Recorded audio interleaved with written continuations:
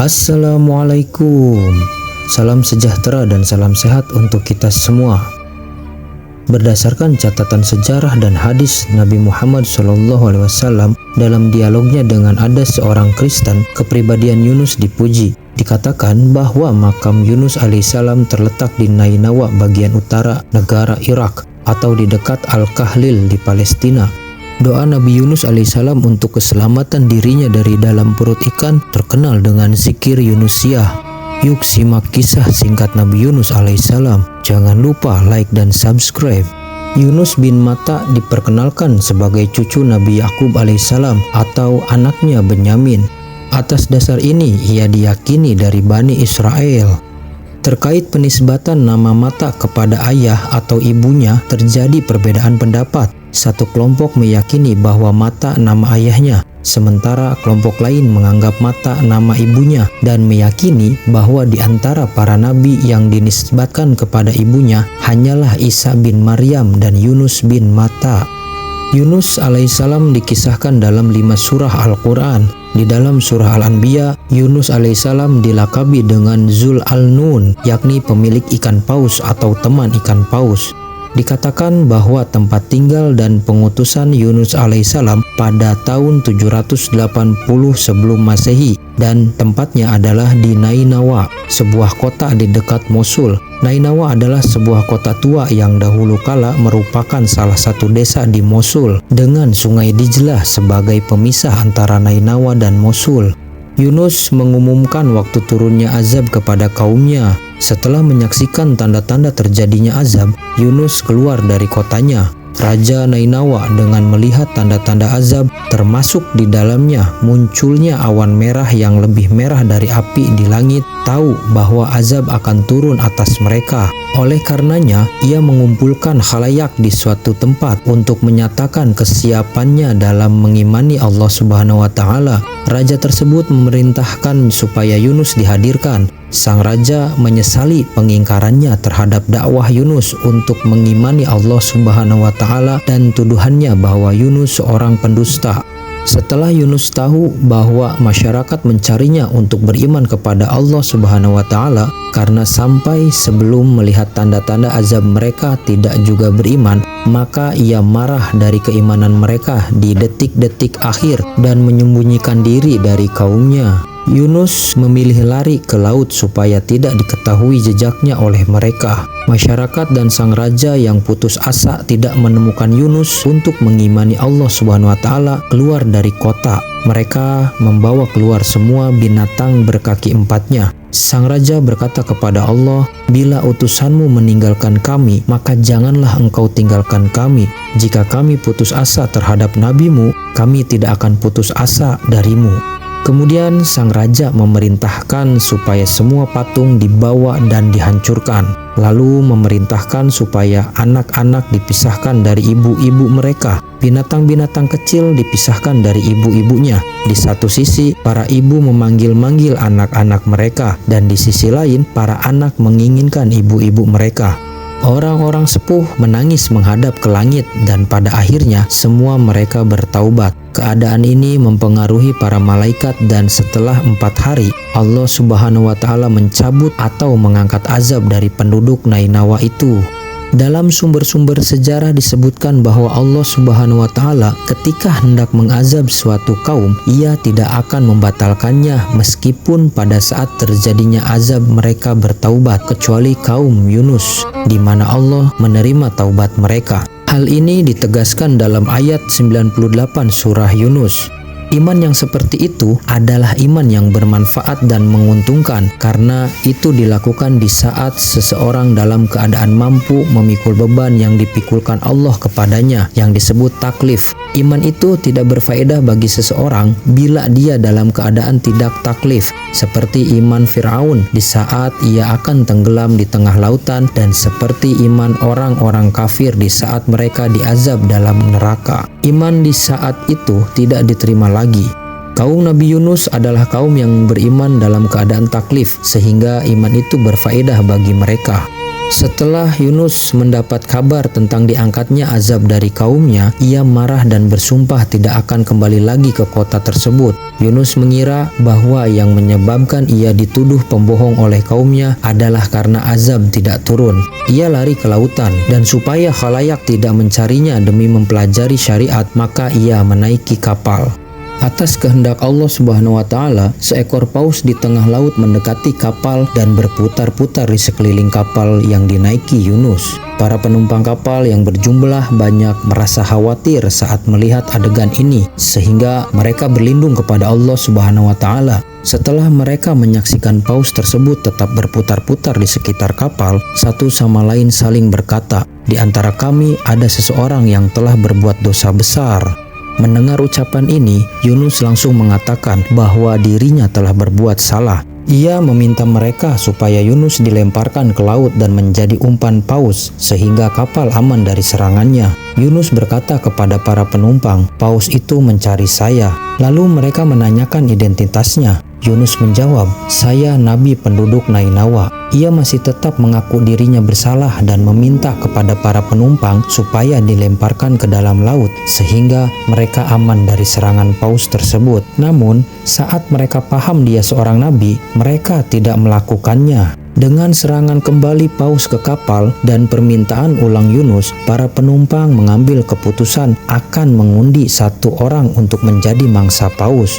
Mereka melakukan undian 3 kali dan setiap kalinya nama Yunus yang keluar. Akhirnya Yunus menceburkan dirinya ke dalam lautan. Atas kehendak Allah Subhanahu wa Ta'ala, paus itu membuka mulutnya dan menelan Yunus. Allah Subhanahu wa Ta'ala memerintahkan paus supaya Yunus jangan dijadikan makanannya dan disakiti. Di dalam perut ikan paus, Yunus melakukan sholat. Al-Quran menegaskan, jika Yunus tidak melakukan sholat, maka sampai kiamat akan tetap berada di dalam perut paus tersebut. Yunus selama 40 hari 40 malam berada dalam perut paus, dan selama ini paus itu tidak makan apapun supaya Yunus tidak tersakiti. Hari ke-40 tiba. Yunus pun sekali lagi melakukan munajat kepada Allah dengan menghadapi 3 bentuk kegelapan, yakni malam, lautan, dan perut ikan. Setelah kejadian ini, Allah Subhanahu wa Ta'ala pun mengabulkan doa Nabi Yunus. Atas perintah Allah, paus pun menampakkan diri ke permukaan laut dan melepaskan Yunus di pinggir laut, sebuah tempat yang berjarak 3 hari perjalanan dengan Nainawa. Yunus yang selama 40 hari 40 malam tidak makan apapun terdampar di pinggir laut. Atas perintah Allah, tumbuhlah satu pohon di dekat kepalanya. Sebagian orang mengatakan bahwa yang tumbuh itu adalah pohon labu. Yunus memakan buah pohon labu itu dan diperintahkan untuk kembali ke Nainawa. Dalam beberapa sumber dikatakan bahwa peristiwa penelanan Yunus terjadi di sebuah tempat dekat Nainawa. Sumber lain mengatakan bahwa tempat itu berada di antara Zab, bagian dari kota Hawija di provinsi Kirkuk, dan sungai Dijelah. Beberapa laporan lain mengatakan bahwa Allah Subhanahu wa Ta'ala mendamparkan Yunus di pinggir pantai dan menumbuhkan pohon labu di pinggir kepalanya di wilayah Akwar, sebuah negeri di antara Mosul dan sungai Furat di Jazirah Irak.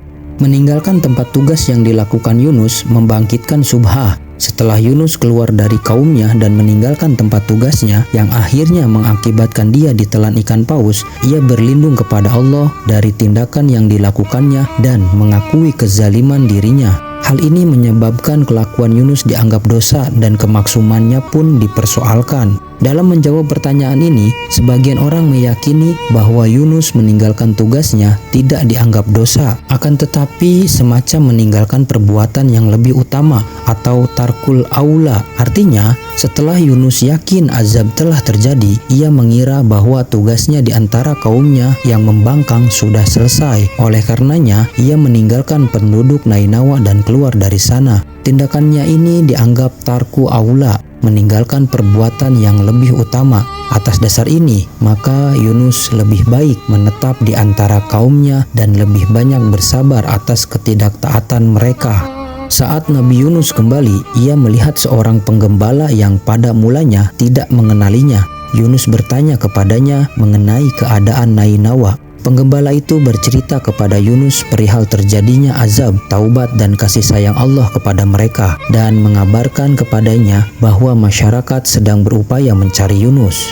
Setelah itu Yunus menunjukkan mukjizat. Kambing yang tadinya tidak mampu mengeluarkan susu karena terjadi paceklik akhirnya mempunyai susu. Dengan melihat kejadian itu, penggembala mengetahui identitas Yunus. Kemudian mereka berdua minum susu kambing itu. Yunus memerintahkan penggembala itu pergi ke Nainawa dan mengabarkan kepada masyarakat setempat bahwa dirinya sudah kembali. Bila mereka tidak percaya, katakan kepada mereka bahwa kambing yang akan berbicara dan memberikan kesaksian akan masalah ini dengan izin Allah.